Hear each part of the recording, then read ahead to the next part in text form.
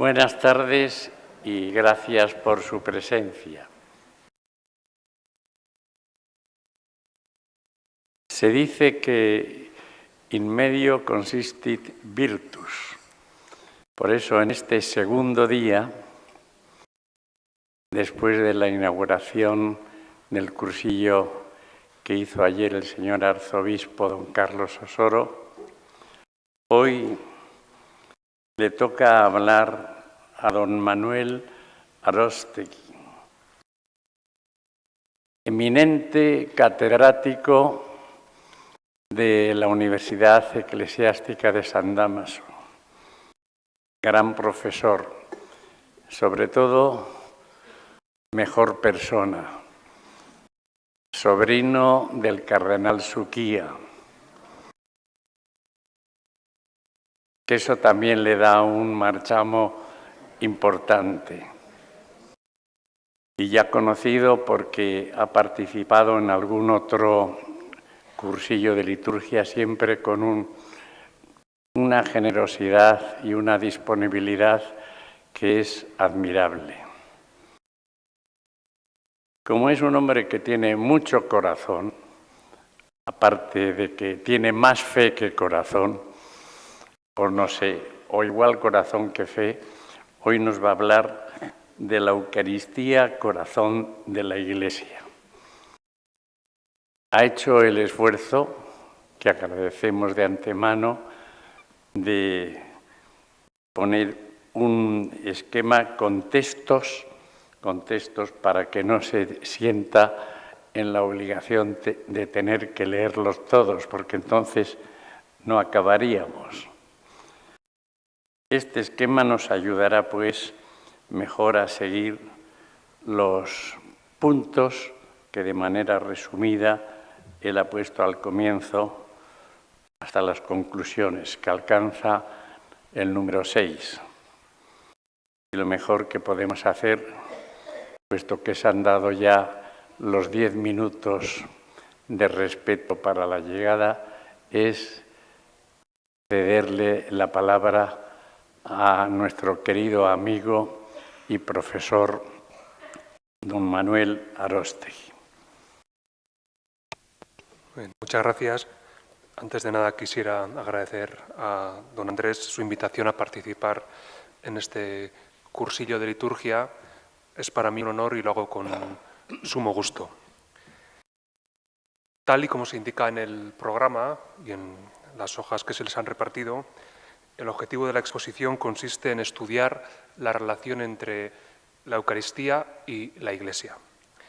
Es un tema amplísimo. ¿Cómo abordarlo en una ponencia de 1 hora? Pues la opción por la que me he decantado es la de ir comentando un artículo de juventud de Joseph Ratzinger. Se titula Origen y naturaleza de la Iglesia y arroja, a mi modo de ver, bastante luz sobre el tema que vamos a tratar. Creo que, a mi juicio, atina en el núcleo. El autor publicó este artículo en 1956, cuando aún no había cumplido los 30 años. Y, sin más, pasamos al punto 1, los 2 aspectos del concepto de Iglesia. El comienzo del artículo no parece tener demasiada relación con la Eucaristía. Empieza describiendo la evolución que ha seguido la eclesiología en las edades moderna y contemporánea. El punto de partida de este recorrido es San Roberto Bellarmino, que entre 1586 y 1593 publicó la obra que tienen ahí en primer lugar, que son las disputaciones sobre las controversias de la fe cristiana contra los herejes de este tiempo. En esta obra, San Roberto no trata de todo el dogma, sino, como su mismo título da a entender, tan solo de aquellos puntos de la fe católica discutidos por los que él llama los herejes de este tiempo, que son, por supuesto, los protestantes. Lutero había publicado en 1520 un tratado titulado Del papado de Roma contra el famosísimo romanista de Leipzig. Y en esa obra dice Lutero lo siguiente, lo tienen en el texto. Creo en el Espíritu Santo, una comunión de los santos. Está comentando el credo apostólico. Esta comunidad o congregación significa la de todos los que viven en recta fe, esperanza y caridad. Eso es la Iglesia. La comunión de los santos es eso, la congregación de los que viven en la recta fe, la esperanza y la caridad. Por tanto, que la esencia, vida y naturaleza de la cristiandad no es una congregación corporal, dice Lutero, sino una congregación de los corazones en una fe, como dice Pablo en Efesios 4. Y poco después añade, la comunión con la Iglesia visible no es garantía de comunión con la invisible. Dicho con otras palabras, a la Iglesia visible, dice Lutero, y es algo que todos comprobamos cotidianamente, pertenecen muchos que en el fondo no son cristianos. Son cristianos exteriormente, pero no son cristianos de corazón. O sea, en realidad no pertenecen a la auténtica Iglesia. Así pues, Lutero distingue muy netamente entre la Iglesia invisible y la visible. La invisible es obra de Dios. La visible, en cambio, es un producto de los hombres y tiene el valor sobrenatural de las obras humanas, que para Lutero no es mucho, es nulo.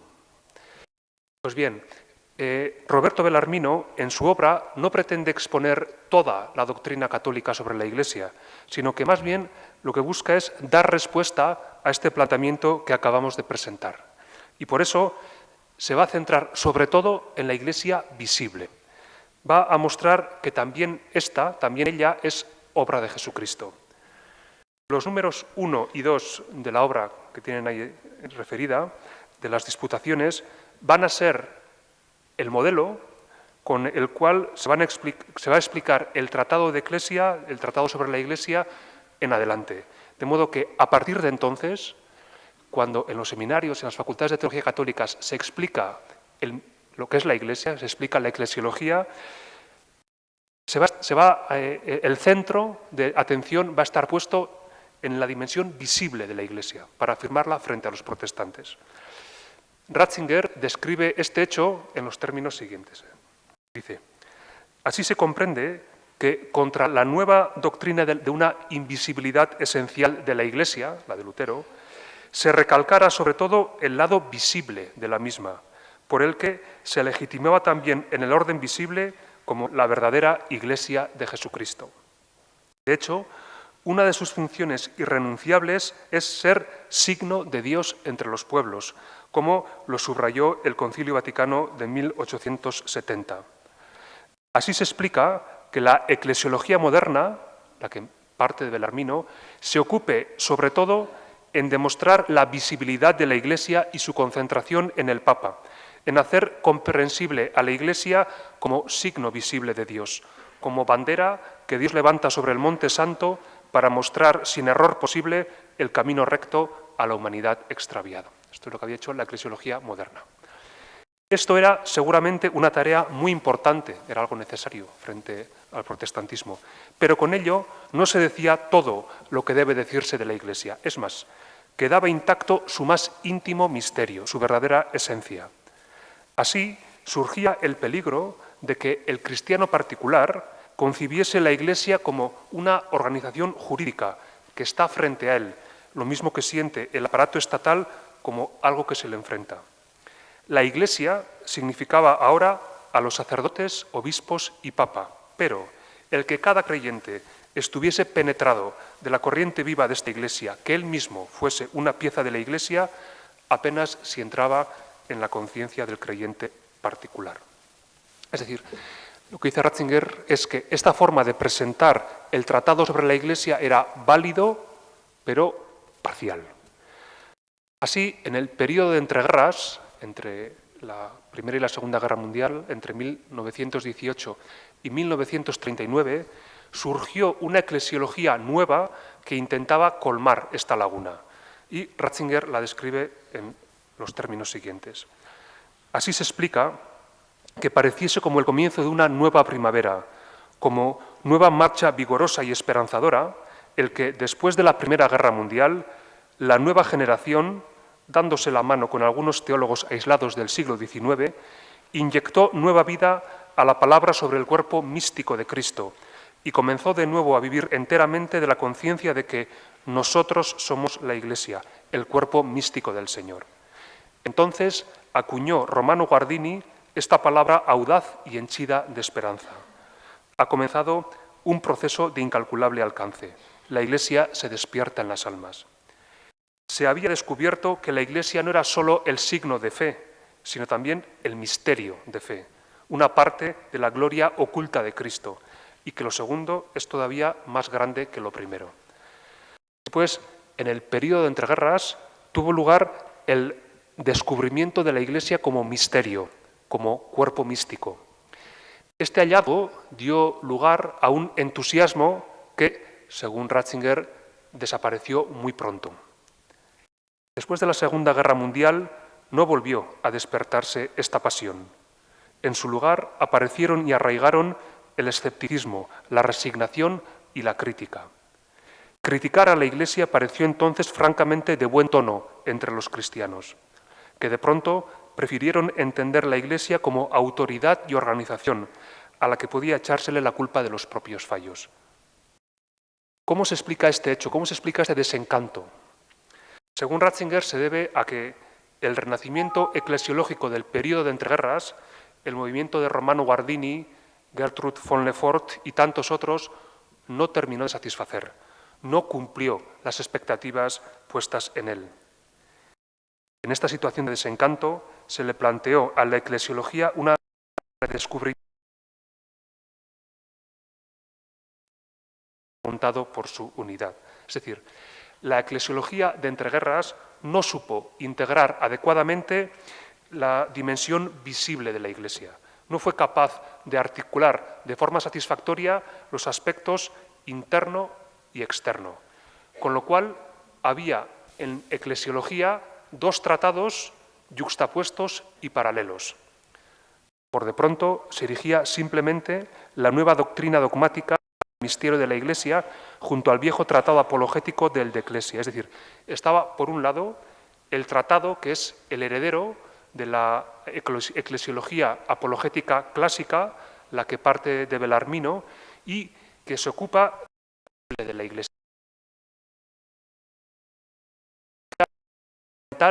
O también eclesiología fundacional. ¿Por qué? Porque examinaba si los distintos elementos que integran la Iglesia visible han sido fundados o no por Jesucristo. Por ejemplo, el papado ha sido instituido por Jesucristo o vino después. Y el episcopado o el presbiterado, el orden, fue instituido por Jesucristo o vino después. Esto es lo que se estudia en la eclesiología fundacional. Yuxtapuesto a este tratado está el segundo, que se ocupa de la Iglesia como misterio.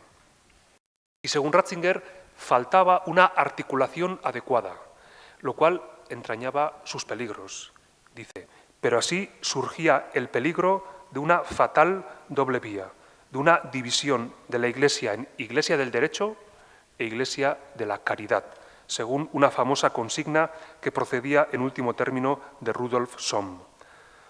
Rudolf Sohm, nacido en 1841 y muerto en 1917, fue uno de los grandes juristas alemanes de su tiempo. Fue catedrático de Derecho Eclesiástico de la Facultad de Derecho de la Universidad de Leipzig. Y en una de sus obras más conocidas, Rudolf Sohm afirmaba: la esencia de la Iglesia es espiritual, la esencia del derecho es terrenal, la esencia del derecho canónico está en contradicción con la esencia de la Iglesia, decía Rudolf Sohm. Ratzinger cree que para dar respuesta adecuada a esta tesis es necesario que la eclesiología acierte a articular las dos dimensiones de la Iglesia, la visible y la invisible. Hay que mostrar cómo se unen. ¿Cómo hacerlo? Según Ratzinger, volviendo a la teología de los padres de la Iglesia. Según Ratzinger, en los padres de la Iglesia tenemos la respuesta a esta dificultad. En la eclesiología de los padres se articulan de forma adecuada, satisfactoria, estas dos dimensiones. Con lo cual, el artículo entra ya en el tema que nos ocupa. Pasamos al punto 2, el pecado del primer Adán. Los antiguos, los padres, contemplaban a Cristo a la luz de Adán. Sobre el primer hombre, dice Ratzinger lo siguiente: Aquí se designa a Cristo como primer padre, al aparecer como nuevo Adán o como descendencia única de Abraham.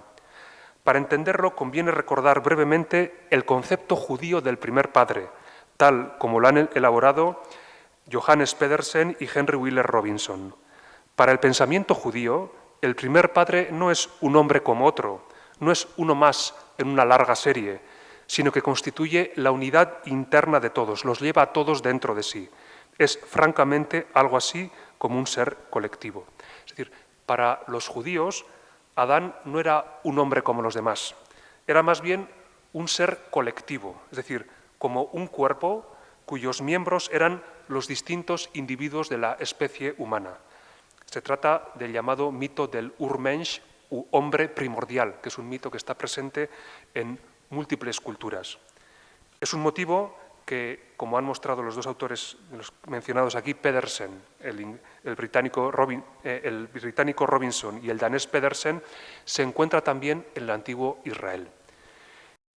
Este mito del hombre, de Adán como el hombre primordial perdura hasta el tiempo del rabinato, algunos de cuyos textos describen la idea de una manera un tanto pintoresca.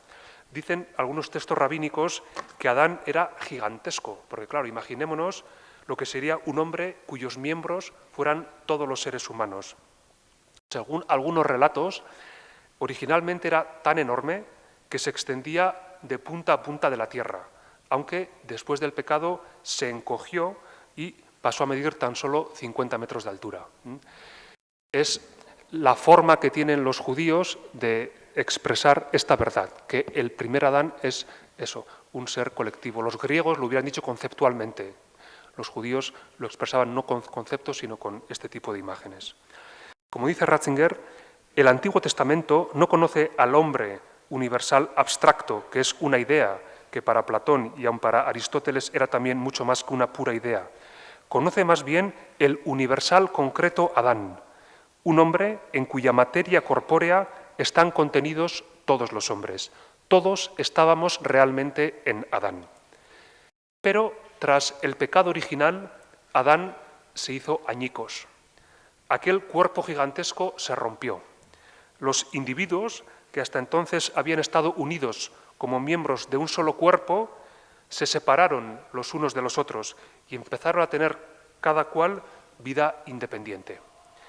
Esta concepción judía va a ser asumida por los padres de la Iglesia, como ha mostrado brillantemente Henri de Lubac. En el artículo que estamos leyendo, Ratzinger cita 2 veces a de Lubac. En mi opinión, la presentación que hace de Lubac de la teología eucarística del primer milenio, sobre todo en 2 obras, en Catolicismo y en Corpus Mysticum, está detrás de este artículo de Ratzinger y arroja mucha luz sobre el mismo. Cito un texto de la autobiografía de Ratzinger en el que se habla explícitamente de la influencia que tuvo sobre él Henri de Lubac. Bien, como decía, según de Lubac, el motivo judío del Adán primordial, que tras el pecado se hace añicos, va a ser asumido por los padres de la Iglesia. En estas condiciones, toda infidelidad a la imagen divina que el hombre lleva en sí, toda ruptura con Dios, es al mismo tiempo desgarramiento de la unidad humana. Sin poder destruir la unidad natural del género humano, por manchada que esté, la imagen de Dios permanece indestructible, arruina la unión espiritual, que en los designios del Creador debía ser tanto más íntima cuanto más plenamente realizada la unión sobrenatural del hombre con Dios. Ubi peccata, ibi multitudo. Donde hay pecados, ahí hay multitud. Esta última frase procede de una homilía de Orígenes, del genial alejandrino, es uno de los autores más importantes de la época antigua, vivió en la primera mitad del siglo III, pues en una homilía que pronuncia sobre el profeta Ezequiel, dice lo siguiente Orígenes. Cuando se difunde el pecado y la malicia se extiende más y más, y los pecadores dispersan entre sí pecados, entonces el pecador ya no es uno, sino que en uno hay muchos. Así como al principio, cuando tuvo lugar el inicio del pecado, todavía no había tanta multitud como la hay ahora. Por lo que me parece útil, apartándome un poco de la presente palabra, de la homilía que está pronunciando sobre Ezequiel, considerar la naturaleza del pecado y la virtud. Donde hay pecados, ahí hay multitud, hay cismas, hay herejías, hay disensiones. Aquí está sacada la cita de Lubac. Donde hay pecados, ahí hay multitud. En cambio, donde hay virtud, ahí hay singularidad, ahí hay unión, de donde el corazón de todos los creyentes era uno y el alma una. Y para decirlo de forma más clara, el principio de todos los males es la multitud, mientras que el principio de todos los bienes es la reducción de las multitudes a la singularidad. Pues así como el Padre y el Hijo son uno, así quienes tienen un espíritu son reducidos a la unidad. Dice de hecho el Salvador, yo y el Padre somos uno, y Padre Santo, como yo y tú somos uno, que también estos sean uno en nosotros. Y en el apóstol se lee, hasta que lleguemos todos al hombre perfecto y a la medida de la edad de la plenitud, a la unidad de Cristo. Y de nuevo, hasta que lleguemos todos a la unidad del cuerpo y del espíritu de Cristo. Lo cual significa que la virtud de muchos hace uno y que nos es necesario que seamos uno mediante ella y que huyamos de la multiplicidad. Esta idea de Orígenes tuvo una enorme influencia en la antigüedad, como explica de Lubac. Fiel a esta consideración de Orígenes, Máximo el Confesor considera el pecado original como una separación, una fragmentación.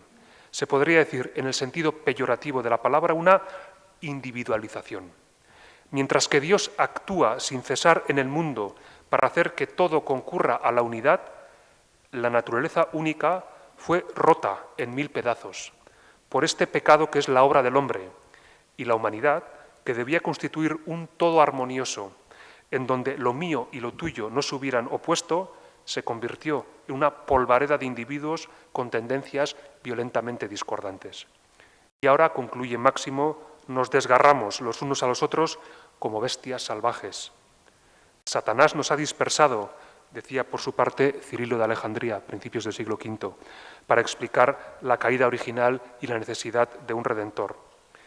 Y en un curioso pasaje, donde se percibe todavía el eco de un antiguo mito, el mito del hombre primordial, Agustín da simbólicamente una explicación análoga. Después de haber relacionado las 4 letras del nombre de Adán con los 4 puntos cardinales en sus designaciones griegas, añade: Adán mismo está, pues, extendido ahora por toda la haz de la tierra. Concentrado antes en un solo lugar, cayó, y rompiéndose en alguna manera, ha llenado con sus restos el mundo entero. Había aquí una manera de enfocar el mal en su esencia íntima, y es quizá lamentable que la teología posterior no haya sacado más conclusiones de ello. Durante los 13 primeros siglos, cuando un cristiano o un teólogo pensaba en el pecado original, tenía detrás este esquema automáticamente. Pero esta visión, a partir del año 1300 más o menos, se ha perdido. Desde el año 1300 aproximadamente, cuando en teología se estudia el pecado original, se hace desde una perspectiva individual, con lo cual surgen problemas que en la época de los padres no existían. Por ejemplo, la gran cuestión del pecado original. ¿Por qué el pecado de Adán me afecta a mí, que no he tenido parte alguna en él? Los teólogos pues, se ven obligados a excogitar soluciones complicadísimas. Para los padres de la Iglesia era mucho más sencillo. Lo que sucede es que nazco en el seno de una humanidad rota en fragmentos. ¿Qué culpa tiene un niño que nace en una familia rota? Ninguna. Pero vaya si sufre. Él no es culpable de la ruptura familiar, pero de hecho nace en el seno de una familia rota. Eso es el ser humano. El ser humano nace por el pecado de Adán en una familia rota, sin ninguna culpa, pero naces de hecho en una familia rota. En eso consistió el pecado original, en que la humanidad se rompió en pedazos. Prosigue de Lubac. En lugar de buscar, como hoy día se hace casi exclusivamente, en el interior de cada naturaleza individual, cuál es la herida secreta y, por así decir, el desarreglo en los resortes que causa el mal funcionamiento de la máquina, exagerando unos el mal, otros tendiendo a reducirlo, era la constitución misma del individuo en tantos otros centros naturalmente hostiles lo que se miraba entonces de buena gana, no sin duda como el primero o el único fruto del pecado, pero al menos como un segundo fruto igual al primero. Y el desgarramiento interior iba a la par con un desgarramiento social.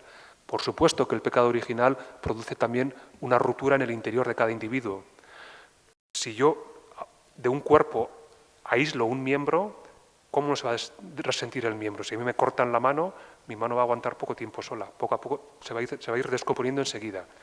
Pues, por supuesto, el hecho de que la unidad del género humano se haya roto también tiene repercusiones sobre cada individuo. Pero lo primero para los padres era lo colectivo, y desde ahí se explicaba lo individual. No se negaba, por supuesto, no se negaban las consecuencias que el pecado original tenía sobre el individuo, pero no eran lo primero.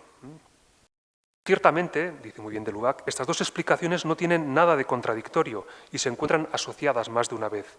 San Agustín, de quien solemos retener sobre todo los análisis interiores, esas maravillas de psicología que nos ofrecen las confesiones, no ha descuidado, sin embargo, el otro punto de vista, como acabamos de ver. Por tanto, de Lubac, y Ratzinger con él, propone recuperar la perspectiva de los padres de la Iglesia, que no anula, sino que integra la perspectiva moderna. Por ejemplo, la concepción patrística, la colectiva, está muy presente en Santo Tomás de Aquino. Si se lee la cuestión disputada sobre el mal número 4, en Santo Tomás todavía está plenamente presente la concepción colectiva del pecado original. Pasamos al punto 3, la unidad en el segundo Adán. Pues bien, desde este esquema, la salvación de Cristo va a ser entendida como recuperación, como restauración de la unidad perdida. Sigue diciendo de Lubac: mantengámonos en la perspectiva antigua, en la perspectiva de los padres. La redención, obra de restauración, nos parecerá por este mismo hecho como el restablecimiento de la unidad perdida, restablecimiento de la unidad sobrenatural del hombre con Dios, pero también de los hombres entre sí. Ahora cita un texto de Agustín, del comentario a los Salmos. La misericordia divina ha recogido de todas partes los fragmentos, los ha fundido en el fuego de su caridad y ha reconstituido su unidad rota. Así es como Dios ha rehecho lo que había hecho, ha reformado lo que había formado. Esta es una de las claves del pensamiento de Agustín. Si uno lee su comentario a los Salmos, o si lee La ciudad de Dios, esta es, a mi modo de ver, una de las ideas centrales de toda la obra. Así es como vuelve a elevar al hombre que estaba perdido, recogiendo sus miembros dispersos y restaurando en ellos su propia imagen. Pues bien, en el artículo que estamos examinando, Ratzinger va a hacer suyo este planteamiento. Dice: en este sentido de unidad radical se designa ahora a Cristo como el segundo Adán. Somos juntamente con él un hombre nuevo y único. El resultado final sigue siendo el mismo que antes. Cierto que los cristianos son el nuevo pueblo de Dios, pero lo son únicamente por formar con Cristo un solo hombre, hijos en el Hijo, Eckhart. Todos sois uno solo en Cristo Jesús, manifiesta Pablo. Se podría decir también que los cristianos son pueblo de Dios únicamente porque son cuerpo de Cristo. La unidad que habíamos perdido en Adán la recuperamos en Cristo. En Cristo volvemos a ser todos uno. Es decir, en el ser colectivo Cristo se restaura la unidad perdida en Adán. Algo más adelante dice Ratzinger: Cristo atrae a los cristianos dentro de sí, que de este modo prolongan su existencia a lo largo de los tiempos. En ellos se cumple de un modo pleno lo que Dios se propuso en la encarnación. En ellos, en los cristianos, se continúa la encarnación. En ellos se hace Jesús el Cristo total, que, como dicen los padres, consta de cabeza y cuerpo. Por eso, aunque pueda haber alguna exageración de detalle, se acierta en el fondo con lo decisivo cuando Albert Schweitzer opina que todos los intentos de distinguir en Pablo entre el cuerpo personal y el cuerpo místico de Cristo carecen de sentido. El cuerpo de Cristo no entra en cuenta para Pablo como magnitud subsistente por sí, sino únicamente como el lugar desde el cual la muerte y resurrección que se inicia con Jesucristo pasa a la corporidad de los escogidos que están unidos con Él. como tampoco estos existen ya para sí mismos, sino que son solo cuerpo de Cristo. Es decir, según Schweitzer y Wickenhauser, cuando Pablo habla de Cristo, piensa sobre todo en un ser colectivo, es decir, en lo que Agustín llamará el Christus totus, el Cristo total, lo cual plantea una importante dificultad. De acuerdo, en muchos textos paulinos Cristo designa un ser colectivo, pero por supuesto, Cristo es también un ser individual. ¿Cómo se relacionan el Cristo colectivo y el individual? Los padres se van a hacer esta pregunta, no podían no hacérsela. Más adelante volveremos sobre este punto que es muy importante. Antes vamos a ocuparnos de otra pregunta que se hace Ratzinger. Pasamos al punto 4, cruz, bautismo y Eucaristía. Ratzinger plantea la pregunta en los términos siguientes. Hasta ahora ha quedado pendiente una cuestión importante que haya su respuesta en una tercera. Cabe efectivamente preguntar, ¿cómo se realiza nuestra unidad con Cristo? Nuestra unidad con Adán se funda en nuestra primitiva existencia corporal en Él o en nuestra descendencia corporal de Él. Nada semejante nos une con Cristo. ¿Cómo se realiza, pues, nuestra unión con Él? Es decir, los hombres, por el mero nacimiento biológico, pasamos ya a ser miembros del ser colectivo Adán, que, como hemos señalado, ha quedado roto por el pecado. En cambio, para llegar a ser miembros del ser colectivo Cristo, no basta con el nacimiento biológico. Ratzinger, basándose en los capítulos 10 y 12 de la primera carta a los Corintios y en el capítulo 6 de la carta a los Romanos, dice que la incorporación se realiza de la siguiente manera. A ello responde Pablo con una serie de ideas de tinte cultual, litúrgico. La opinión del apóstol podría acaso resumirse así. Mientras, en cierto modo, fuimos sacados de la masa corporal de Adán, ahora, a la inversa, somos injertados en la realidad espiritual de Cristo y, partiendo de aquella masa, somos transformados en nuevo organismo, en un nuevo cuerpo. Este injertarnos en Cristo, que es como un nuevo nacimiento, porque nos transforma efectivamente en un nuevo Adán, nos transforma en Cristo, se realiza por el bautismo. Y como el nacimiento del nuevo Adán se realizó en la cruz, con la muerte del Adán viejo, así este nuevo nacimiento nuestro solo puede acontecer uniéndonos con la muerte en cruz de Cristo, única puerta por donde el nuevo Adán se abre paso en este mundo. Así, la Iglesia se hace siempre partiendo de la cruz, y la cruz es siempre la fuente de donde brota la Iglesia. Vamos a intentar explicar este texto que es muy denso.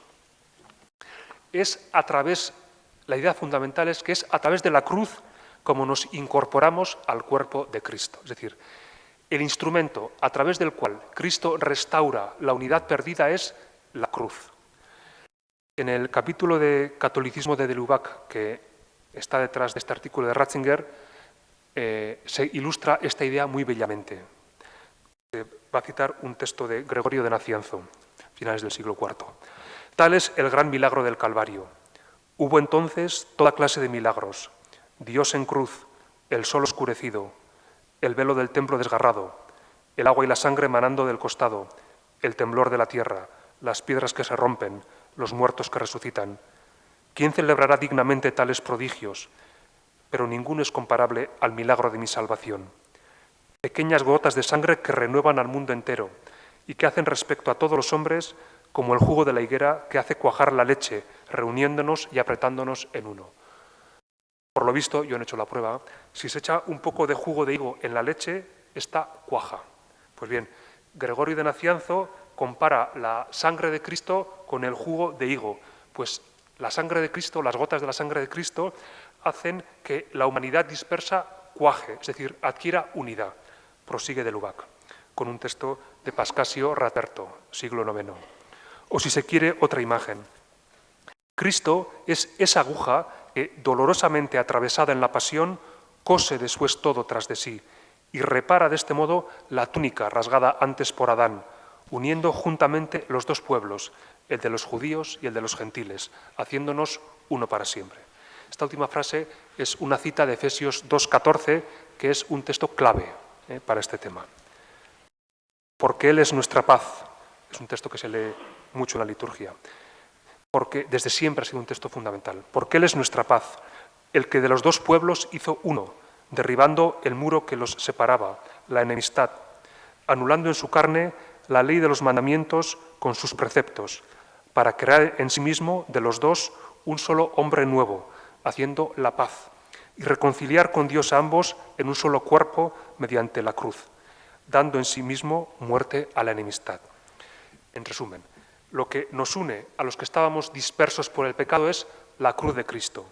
Es la que nos saca de nuestro aislamiento y nos hace ser un cuerpo, la Iglesia. Por eso la Iglesia nace de la cruz. Desde la perspectiva de los padres de la Iglesia, la Iglesia perfectamente se podría definir como la humanidad reunificada por la cruz. Ahora bien, a su vez, a la cruz del Calvario nos unimos mediante los sacramentos, el bautismo y la Eucaristía. Los padres, con bastante unanimidad, descubren en el agua y en la sangre de Juan 19:34 una referencia al bautismo y a la Eucaristía. Por eso puede decirse también perfectamente que la Iglesia nace de los sacramentos, en cuanto que por medio de ellos nos unimos a la cruz del Calvario. O sea, la cruz la encontramos en los sacramentos. En este punto, Ratzinger se plantea la siguiente cuestión. Si ya por el bautismo nos unimos a la cruz del Calvario, ¿qué sentido tiene la Eucaristía?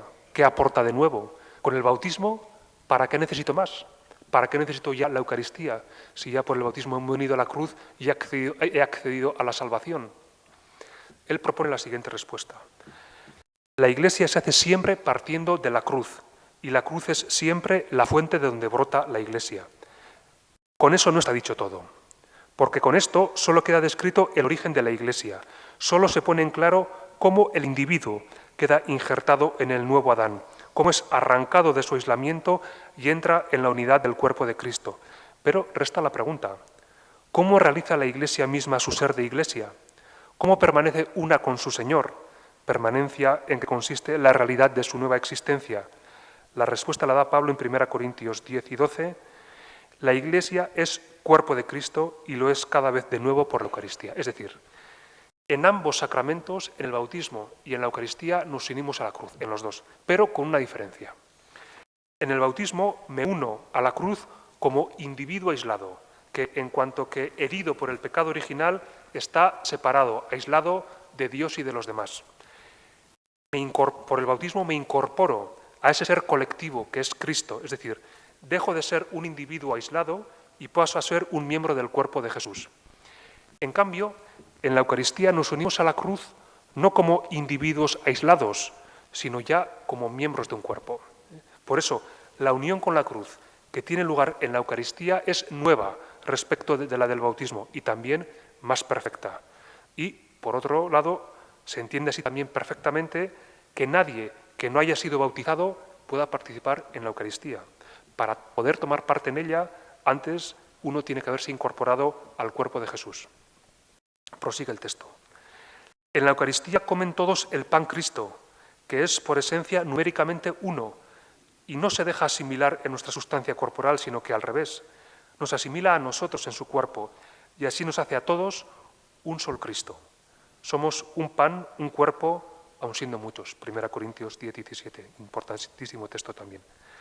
Como quiera que la comida eucarística por la que nos unimos con el Señor glorificado crea este cuerpo, así es Él cabalmente el cuerpo místico y sacramental de Cristo. Y hay que notar vivamente que Pablo piensa aquí en el cuerpo de Cristo, no en una comunidad, en un cuerpo que pertenezca a Cristo. Por el hecho de que los cristianos comen del pan único, en que está presente el Cristo neumático espiritual, se convierten en un solo cuerpo, en su cuerpo cabalmente. Según Ratzinger, cuando hablamos del cuerpo de Cristo, el genitivo de no es posesivo, cuerpo que pertenece a Cristo, sino lo que se llama epexegético, cuerpo que es Cristo. Para entender lo que es el genitivo epexegético hay una manera muy fácil y es contando un chiste. Un niño va a donde su tía y le dice, tía, por favor, enséñame tu loro. Pero niño, ¿qué dices? Si yo no tengo loro. Que sí, sé que tienes un loro, por favor, enséñamelo. Que no, yo no tengo loro, no me gustan los pájaros, no me gustan los animales. Que sí, tía, que sí, sé que tienes un loro. Siempre que venimos a verte, dice papá, vamos a ver al loro de tu tía. Bien, el niño entendía el genitivo como posesivo, el padre lo entendía como epexegético. El padre decía, el loro que es tu tía. Pues bien, dice Ratzinger que cuando decimos que la Iglesia es el cuerpo de Cristo, el genitivo no es posesivo, no es que sea un cuerpo que pertenece a Cristo, sino que es un cuerpo que es Cristo. Es decir, el ser colectivo Cristo es la Iglesia, es lo mismo. La Iglesia, hay una ecuación entre Iglesia y Cristo, entre el ser colectivo Cristo, lo cual nos vuelve a suscitar la cuestión a la que hacíamos mención poco antes. ¿Cómo se relacionan el Cristo individual y el colectivo?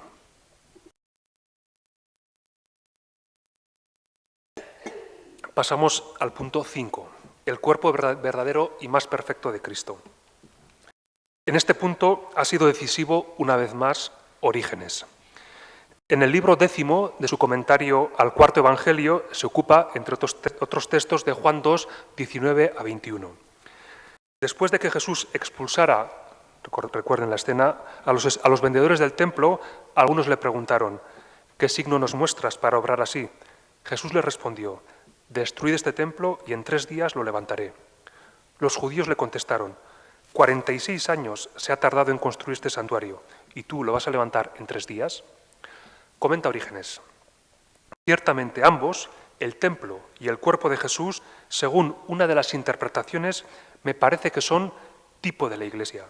Es decir, según una interpretación, el cuerpo de Jesús es tipos de la Iglesia. El término tipos es uno de los que usa Orígenes para referirse al símbolo. En otro lugar, dice Orígenes que el pan eucarístico es un cuerpo típico y simbólico, es decir, el pan eucarístico es símbolo, tipo del cuerpo físico de Cristo. Ahora bien, hay que tener aquí mucho cuidado. Para Orígenes, tipo y símbolo tienen mucha más fuerza que para nosotros. Cuando Orígenes habla de tipos, no piensa en una presencia intencional o meramente mental, sino subjetiva. Es decir, para Orígenes, cuando dice que Orígenes que el pan es símbolo del cuerpo físico de Cristo, lo que quiere decir es que el cuerpo físico de Cristo está, él dirá, catusían, sustancialmente presente en ese pan. Pues bien, y esto es, hasta aquí, esto nosotros también lo tenemos asimilado, la presencia sustancial de Cristo en la Eucaristía, ningún problema. Pero lo novedoso es que Orígenes afirma que el cuerpo físico de Cristo es, a su vez, símbolo y tipo de la Iglesia, pero también de una manera peculiar. Para Orígenes, la Iglesia se halla objetivamente presente en el cuerpo físico de Cristo.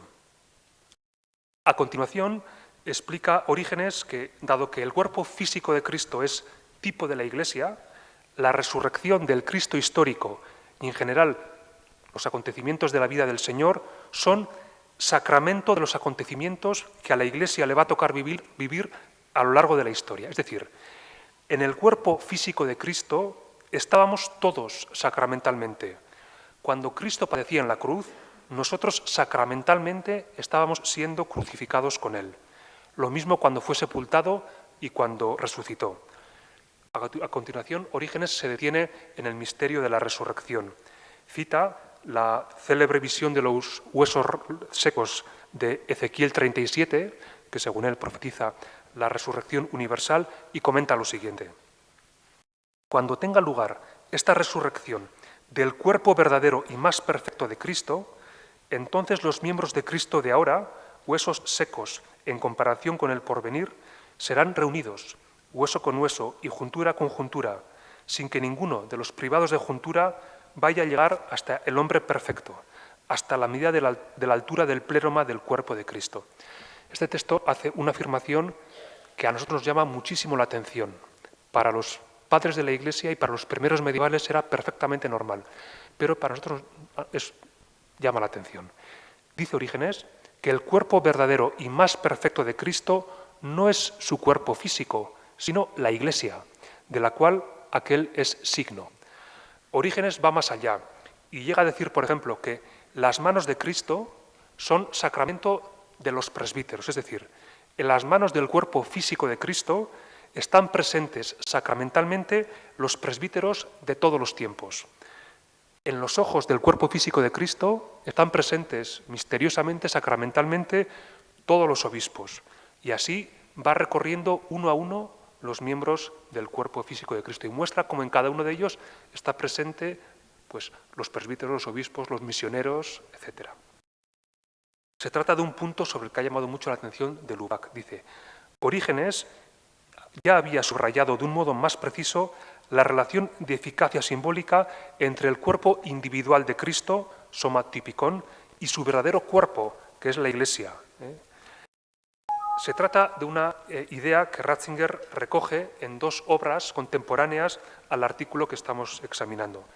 En primer lugar, en su tesis doctoral y en segundo lugar, en su tesis de habilitación, donde dice que según los padres es superior el Cristo neumático, la Iglesia, frente al histórico Cristo sárquico. Es más importante la Iglesia que Cristo, que el Cristo físico, teniendo en cuenta que cuando hablan los padres de la Iglesia se refieren al Christus totus, al Cristo total, que es cabeza, Cristo y miembros.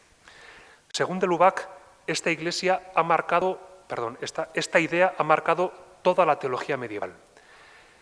El esquema clásico de sacramentum, res et sacramentum y res nace de aquí. En relación a Cristo, la Eucaristía es sacramentum, sacramento de la res, de la realidad, que es el cuerpo físico de Cristo. El cuerpo físico de Cristo, que está en el cielo, por su parte es sacramentum de la res, de la realidad, que es la Iglesia o corpus verum o cuerpo verdadero. Por tanto, las especies sacramentales, el pan y el vino, son sacramentum tantum, solo sacramento.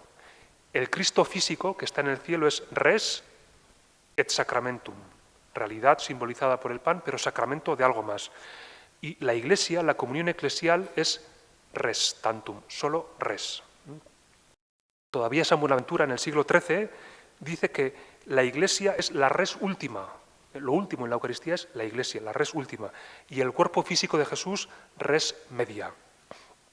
Por eso, los padres de la Iglesia y los primeros medievales, hasta el año 1300, llamaban a la Iglesia corpus verum, cuerpo verdadero, y a las especies sacramentales, al pan y al vino que se pone sobre el altar, le llamaban corpus mysticum, donde mysticum significa sacramental. Sacramental en griego se dice mystikos. Místico, cuando hablan los padres del cuerpo místico, se refieren al pan y al vino, al cuerpo sacramental. Esto a nosotros nos puede sorprender, porque nosotros a lo que estamos acostumbrados es a llamar cuerpo místico a la Iglesia. Nosotros llamamos cuerpo místico a la Iglesia. Pero nunca los padres llamaron a la Iglesia cuerpo místico, nunca, ni los primeros medievales, ni Pablo. Pablo llama cuerpo místico a la Iglesia 0 veces, nunca. Pablo, cuando habla de la Iglesia, dice que es cuerpo de Cristo, sin más. De Lubac explica cómo a partir del año 1300 más o menos, en realidad antes, a partir del siglo XII, empieza ya la sustitución y empieza a llamarse cuerpo místico a la Iglesia. Pero antiguamente a la Iglesia se llama cuerpo verdadero, y cuerpo místico son las especies sacramentales. Otra afirmación que nos sorprende mucho es esta de que Cristo es sacramento de la Iglesia. Todavía Santo Tomás dice que el mismo cuerpo verdadero de Cristo y las cosas que en él fueron hechas son figura del cuerpo místico y de las cosas que en él se han realizado. Es decir, Santo Tomás todavía tiene la idea de que el cuerpo físico de Cristo es sacramento de su verdadero cuerpo, que es la Iglesia. Nosotros, la teología moderna está en cambio más familiarizada con la tesis de que es la Iglesia la que es sacramento de Cristo. Pues bien, vamos a ver cómo se recogen estas ideas en el artículo de Ratzinger.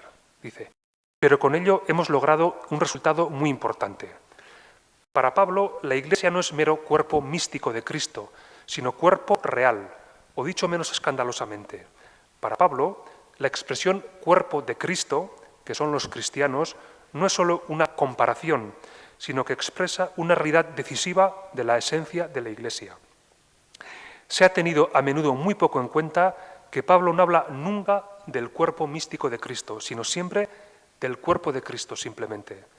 Henri de Lubac ha mostrado además en un estudio fundamental, titulado Corpus Mysticum, que la manera de expresarse la antigüedad cristiana y la Alta Edad Media era en este punto exactamente inversa a la nuestra.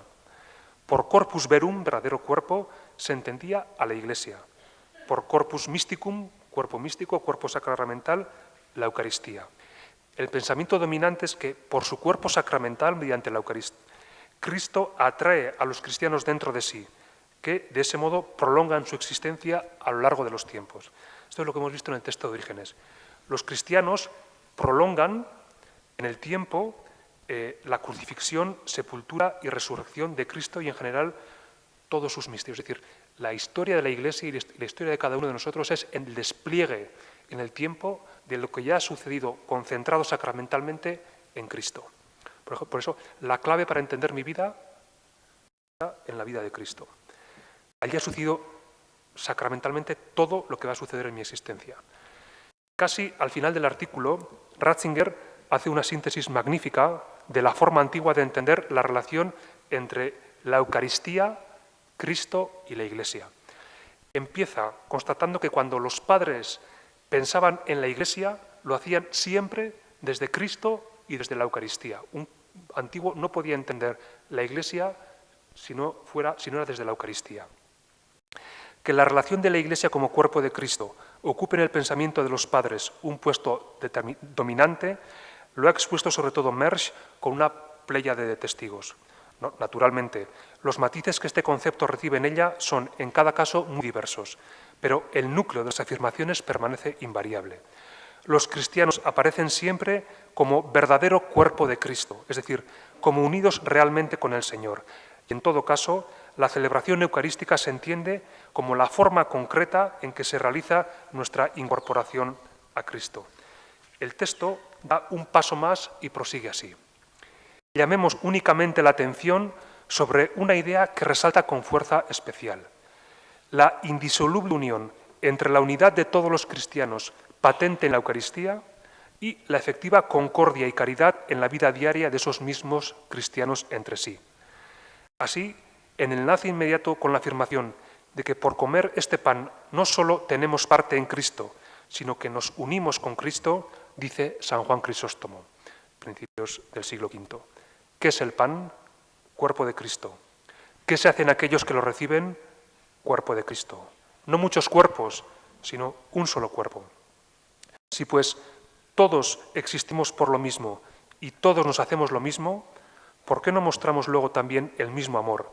¿Por qué no nos hacemos también una sola cosa en este sentido? Es decir, la res última, la realidad última, la esencia última de la Eucaristía es la comunión eclesial. Es decir, como dice aquí, la efectiva concordia y caridad en la vida diaria. Y aquí se derivan importantes consecuencias, dice Ratzinger. Un hecho tan fundamental como el de nuestra unidad real con un cuerpo debe tener también consecuencias reales en nuestra vida diaria. Dicho de otra manera, si la esencia de la Eucaristía es unirnos realmente con Cristo y unos con otros, quiere decir que la Eucaristía no puede ser mero rito y liturgia. No puede en absoluto celebrarse por completo en el ámbito del templo, sino que la caridad diaria y práctica de unos con otros es parte esencial de la Eucaristía, y esta diaria bondad es verdaderamente liturgia y culto de Dios. Más aún, solo celebra realmente la Eucaristía quien la completa con el culto diario de la caridad fraterna. La realidad última, la esencia última de la Eucaristía, que es la comunión eclesial, trasciende el ámbito estricto de la celebración ritual.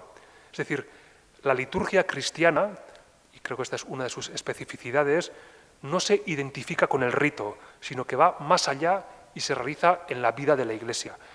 Esto, por supuesto, no es antirritualismo, simplemente pone de manifiesto que, como tantas realidades de la fe cristiana, el rito tiene su centro fuera de sí mismo. Cuando se absolutiza y se olvida que remite el rito a algo que está más allá, paradójicamente se desnaturaliza y decae. Se trata de una idea que está muy presente en los padres de la Iglesia. Ratzinger va a citar un texto de Ignacio de Antioquía, año 100 más o menos, y otro de Juan Crisóstomo.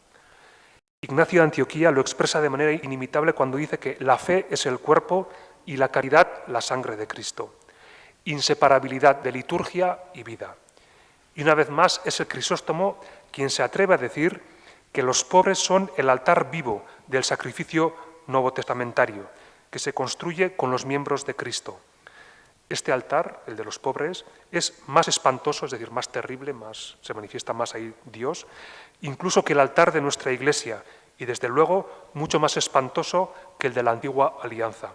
El altar de aquí, el que está en el templo, es maravilloso por razón de la ofrenda que se pone sobre él, pero el otro, el altar de la limosna, de la caridad, no lo es solo por esto, sino porque se construye con las ofrendas que opera esa santificación. Además, el altar es aquí maravilloso porque, aun siendo por naturaleza de piedra, es santo cuando sostiene el cuerpo de Cristo. Pero aquel altar, los pobres, podríamos decir, o el prójimo en general, es santo porque él mismo es cuerpo de Cristo.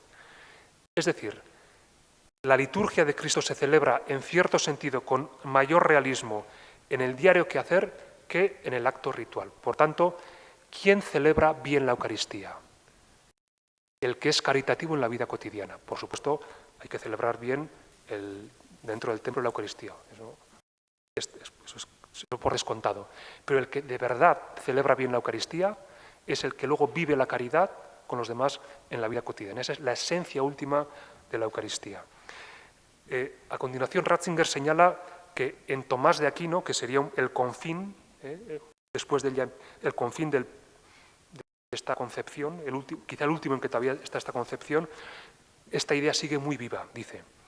Tomás de Aquino conservó esta intuición de los padres al decir que el verdadero contenido de la Eucaristía, la res sacramenti, es la sociedad de los santos. O cuando otra vez afirma, en el sacramento del altar se designa una doble realidad, el verdadero cuerpo de Cristo y el cuerpo místico. Para los padres, digámoslo una vez más, la diaria caridad cristiana es de hecho una parte esencial del acto eucarístico, la principal, y en ella empieza por cumplirse el que los cristianos sean cuerpo de Cristo, cosa que tiene en la celebración eucarística su centro determinante y cabalmente por ello también su centro exigente.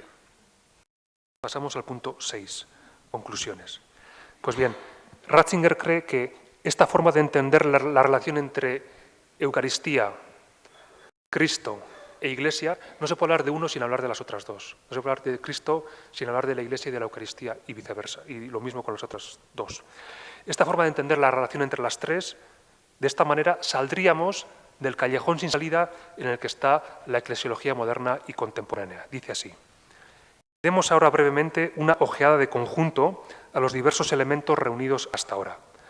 Partiendo de lo que acabamos de decir, se ve claro que la celebración eucarística da ciertamente a la noción de cuerpo de Cristo su apoyo concreto, salvándola de diluirse espiritualmente al situarla en un orden visible, en una realidad corpórea. Es decir, esta teología antigua, a diferencia de la eclesiología del cuerpo místico del período de entreguerras, está vacunada contra el riesgo de un espiritualismo que no valora como es debido lo corpóreo y lo material, puesto que la Eucaristía es algo concreto, es algo físico. Entonces, con una concepción así, pues los espiritualismos etéreos no tienen mucho lugar, por eso, porque la Eucaristía es algo material, es algo concreto. Prosigue el texto. Pero es igualmente claro que excluye toda fosilización jurídica y ritualística y empuja con poderosa energía al cumplimiento interior y personal del ser cristiano. Pero esta teología está también vacunada contra la rigidez y la fosilización de la eclesiología, de cierta eclesiología de controversia que se centraba solo en lo visible, como vimos, porque no hay nada más, una eclesiología sí está vacunada contra esta rigidez porque no hay nada más vivo ni más lleno del Espíritu Santo que la Eucaristía. Si tú quieres tener el Espíritu Santo, dice Agustín, únete al cuerpo de Cristo en la Eucaristía. Seguimos leyendo. Aquí no hay ya en realidad separación entre caridad y derecho, entre iglesia visible e invisible, sino que se alcanza el verdadero corazón de la Iglesia, que es la Eucaristía, en la cual se unifican ambas realidades, tantas veces, por desgracia, disociadas de hecho. Es decir, según Ratzinger, la teología de los padres de la Iglesia logra lo que hoy busca la eclesiología, que es integrar las dimensiones visible e invisible de la Iglesia, el derecho y la caridad. Prosigue el texto. no sería difícil deducir esos dos lados de la existencia eclesiástica, es decir, la caridad y el derecho, y señalarles aquí, en la Eucaristía, su punto de fusión. ¿Cómo derivan de aquí el concepto y exigencia de la caridad? Y solo aquí cobran su pleno sentido, lo acabamos de indicar por medio de algunos textos patrísticos que fácilmente pudieran multiplicarse. La caridad, que constituye la esencia espiritual del cristianismo, se enraiza en el dato más concreto de este, en la celebración del cuerpo de Cristo, y quien de este centro la desprende, la convierte en frase humanitaria sin fuerza que nada tiene que ver con la caridad enseñada por Cristo. Es decir, la caridad cristiana tiene fundamento eucarístico. Si la caridad cristiana se desprende de la Eucaristía, se convierte en una frase humanitaria sin fuerza. Hay un principio fundamental. Nosotros no hemos amado primero. Es Dios quien nos ha amado primero. Antes de amar, tengo que acoger el amor.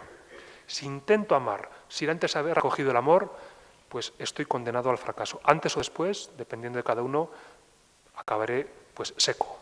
Solo puede amar de verdad el que antes ha recibido ese amor, y ese amor se recibe en la Eucaristía. Por tanto, sin Eucaristía no hay amor cristiano. Lo que queda es, dice aquí, una frase humanitaria sin fuerza. A continuación, Ratzinger señala que, y por supuesto la Eucaristía sin la caridad, pues es un fracaso. A continuación, Ratzinger señala que también el derecho de la Iglesia, la organización que es necesaria, tiene que haber un orden en la Iglesia, nace de la Eucaristía. Pero de una puntual consideración de la celebración eucarística no se sigue solo la exigencia de la caridad, sino también el imperativo del orden. De la Eucaristía, es decir, brota también la necesidad de un orden, es decir, la necesidad del derecho canónico. Seguramente las disposiciones canónicas más antiguas que conocemos son las del capítulo 11 de la primera carta a los Corintios. Una serie recordadlo, una serie de normas que dicta San Pablo para la recta celebración de la Eucaristía. Porque, como ya señalábamos, según los padres, según la Iglesia, la Eucaristía no la celebró como individuo aislado, sino como miembro de un cuerpo. Con lo cual surgen automáticamente cuestiones como: ¿quién forma parte de ese cuerpo? ¿Qué criterios existen para determinar esa pertenencia? ¿Cómo se distribuyen las tareas, las funciones entre los distintos miembros de ese organismo? Mientras no se dé respuesta a esas cuestiones, hasta que no haya criterios para ordenarlas, pues no se podrá celebrar la Eucaristía como es debido. Es precisamente Pablo, en quien no cabe sospechar apetencias jerárquicas, se ha querido y se quiere todavía encontrar en él una iglesia espiritual sin jerarquía, quien al tratar de la celebración eucarística entre los corintios hubo de sentar con todo énfasis el imperativo del orden. Así, una iglesia que se entiende a sí misma por la Eucaristía como cuerpo de Cristo no es solo una iglesia de los que aman, sino que con la misma necesidad una iglesia de orden sagrado, una iglesia ordenada jerárquicamente. Jerarquía significa eso en griego, orden sagrado. Ratzinger termina su artículo mostrando cómo también el primado de Roma, el papado, se explica más que a partir de razones funcionales desde la lógica de la Eucaristía. Y para ello se inspira en los trabajos sobre todo de Ludwig Hertling. Desde donde de verdad se entiende la misión del Papa es desde la Eucaristía. Desde luego los padres, la misión del Papa la entendían desde la Eucaristía. No nos entendemos este punto, que es muy interesante. Y algo análogo se podría decir sobre otros muchos elementos de la estructura visible de la Iglesia. O sea, yo creo que en realidad el episcopado, el presbiterado, otros elementos de la dimensión visible de la Iglesia se entienden solo desde la Eucaristía. Cuando a veces la teología intenta explicarlos de otra manera, a mi modo de ver, pues no puede llegar a donde debería. Creo que esta sería una línea de investigación interesante para la teología, mostrar cómo todos los elementos visibles de la Iglesia nacen de la Eucaristía. Bien, llegados al final de este recorrido, ¿qué conclusiones podríamos extraer? Yo creo que, por supuesto, cuando hablo de la teología de los padres no quiero despreciar la teología moderna, ni mucho menos. La teología moderna ha elaborado categorías, distinciones y precisiones que son irrenunciables, aunque también es verdad que su orientación eminentemente analítica ha hecho a veces que se pierda la visión de conjunto. Pienso que la teología contemporánea, la moderna, tiene ante sí la tarea de recuperar la unidad característica de la teología de los padres, sin renunciar, por supuesto, a sus logros y a sus adquisiciones. Muchas gracias por su atención.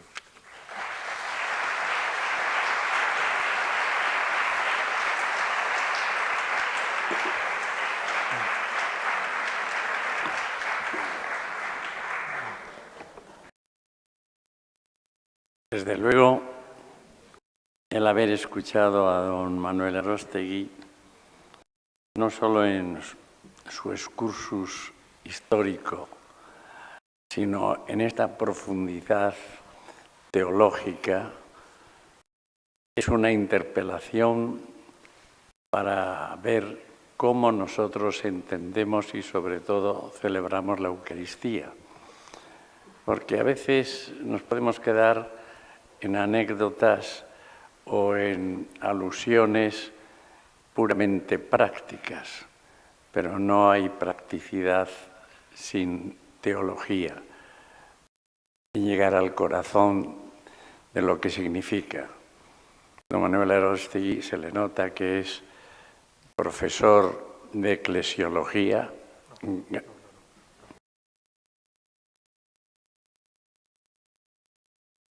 De Eucaristía, perdón, he dicho eclesiología, porque estamos con la Iglesia.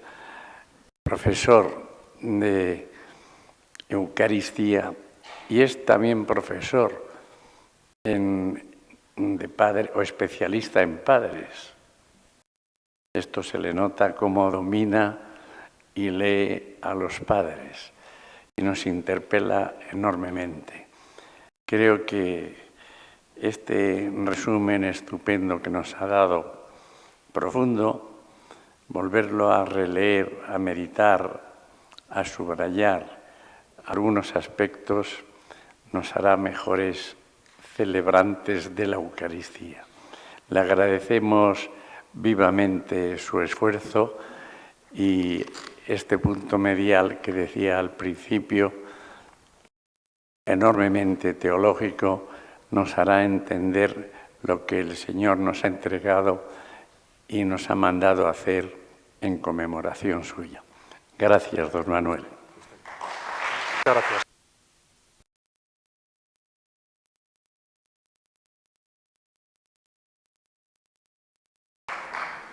Mañana tenemos el tercer día, no hay 2 sin 3, así que nos volvemos a reunir. Gracias por su asistencia.